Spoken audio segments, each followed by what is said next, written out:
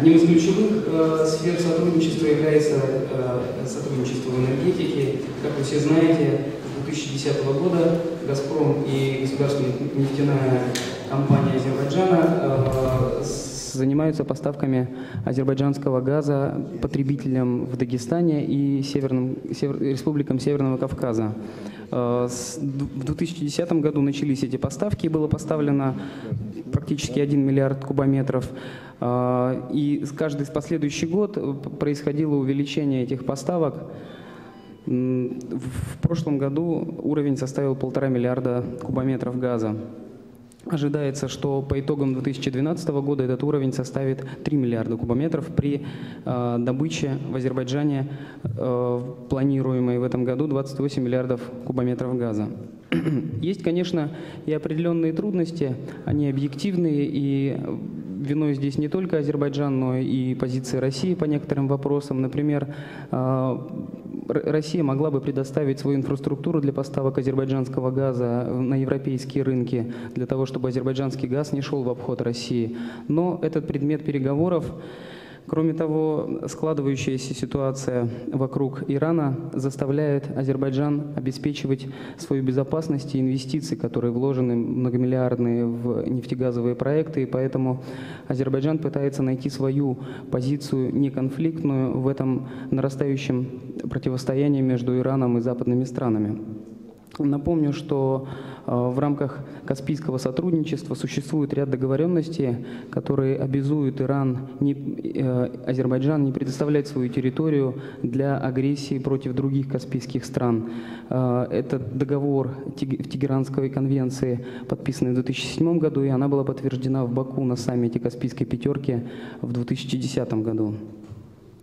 Есть определенные трудности в переговорах по радиолокационной станции в Габале, но пока окончательного решения нет, переговоры продолжаются, поэтому мне кажется, что на сегодняшний день политическое доверие между нашими лидерами позволяет нам разрешать все существующие противоречия и находить те точки соприкосновения и сотрудничества, которые позволяют в долгосрочном плане поддерживать добрососедский уровень отношений. Для молодых республик постсоветского пространства политические трансформации, в которых происходили буквально на глазах одного поколения, проблема обретения суверенитета и становления политических, общественных, экономических институтов обладают принципиальной значимостью. Поэтому понятен и обусловлен тот особый символический смысл, который вкладывается постсоветскими странами в ключевые для нашей государственности даты. Это даты не просто красные дни календаря. Они символизируют право государства и нации выбирать собственный уникальный путь развития, вектор общественной и политической модернизации. Не случайно в России 12 июня официально провозглашено главным праздником нашей страны, ознаменовавшим начало новейшей истории государства в качестве уже Российской Федерации. Примечательно, что в 2012 году мы отмечаем 1150-летие со дня образования российской государственности.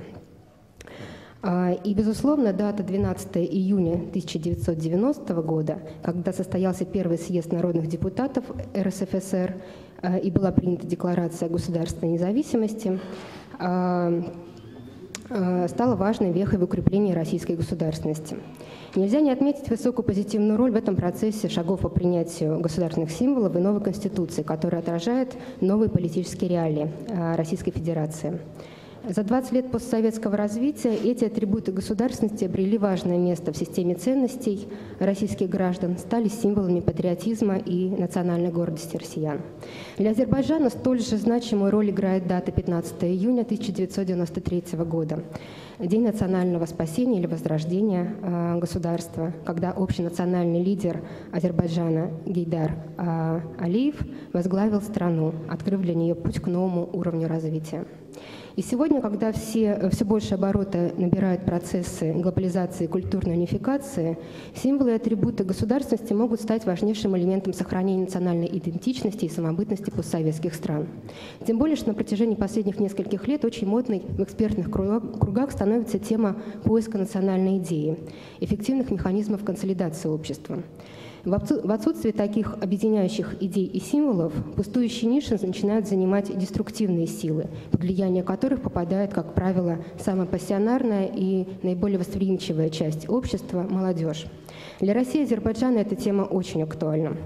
Недостаточно высокий уровень работы государства в информационном пространстве приводит к тому, что даже самые героические страницы истории наших стран либо остаются вне общественного внимания, либо подвергаются самым неожиданным интерпретациям, что хорошо видно, например, при мониторинге социальных сетей.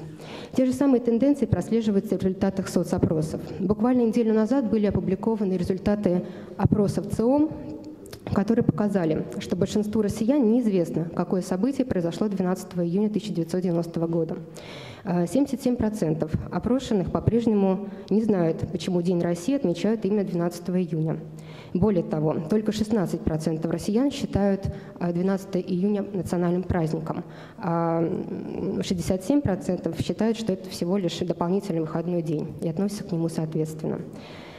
На мой взгляд, эти показатели свидетельствуют о необходимости более системной работы в гуманитарной и информационной сфере наших стран. В конце концов, бессмысленно искать национальную идею без закрепления в общественном сознании цементирующих основ единства и консолидации нации.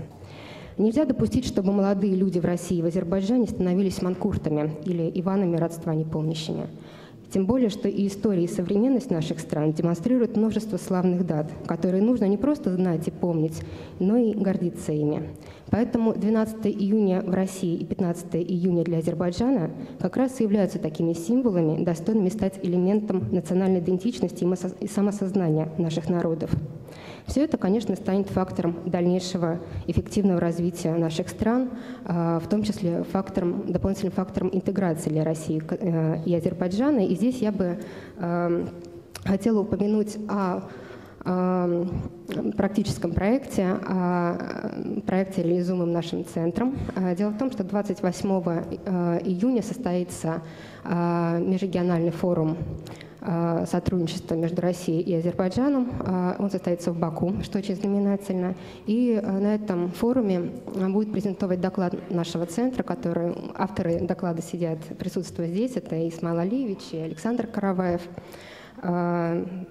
И доклад этот посвящен перспективам сотрудничества России и Азербайджана в контексте развития евразийской интеграции. Очень актуальной сегодня теме. В этом докладе группа экспертов из России и Азербайджана представила свое видение развития сотрудничества между Россией и Азербайджаном в самых разных областях, от экономики до гуманитарной сферы, информационной сферы. И с точки зрения прагматических интересов Азербайджана в контексте перспектив совместного модернизационного проекта рассматриваются предпосылки для выработки оптимального формата взаимодействия между Россией и другими евразийскими государствами и Азербайджаном. Мы приходим к такому выводу, что действительно существуют сегодня реальные возможности для углубления сотрудничества между нашими странами на прагматичной взаимовыгодной основе, осуществления взаимовыгодного модернизационного проекта. Хотел бы отметить важную роль, которую проводит фонд Гейдара Алиева и Азербайджанская молодежная организация в деле укрепления азербайджано-российских отношений, так как все-таки в последние годы и в России, и в Азербайджане уделяется особое внимание молодежной политике и молодежи как вообще двигателю обществ наших государств. Со своей стороны, Азербайджанская молодежная организация проводит очень большую работу в укреплении и развитии гуманитарных отношений между Азербайджаном и Россией, в налаживании научных и гуманитарных контактов. В том числе проводятся ежегодно семинары, летние школы в Азербайджане, в Баку, куда привлекаются в немалом количестве российские студенты, происходит постоянно обмен мнениями. И я считаю, что вот такие контакты между молодежными организациями надо, естественно, расширять, углублять. Естественно, такими действиями мы вносим значительный вклад в наше будущее, потому что информируя сегодня друг друга, новое поколение в Азербайджане и в России о наших странах, о нашей культуре, мы как бы передаем ту связь, которая была у наших родителей, имею в виду ту гуманитарную связь, ту культурную связь, и таким образом, возможно, мы обеспечиваем мирное сосуществование в будущем.